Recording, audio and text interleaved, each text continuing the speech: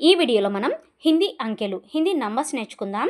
1 1 2 2 2 3 3 3 4 4 4 5 5 5 6 6 6 7 7 7 8 8 8 9 9 9.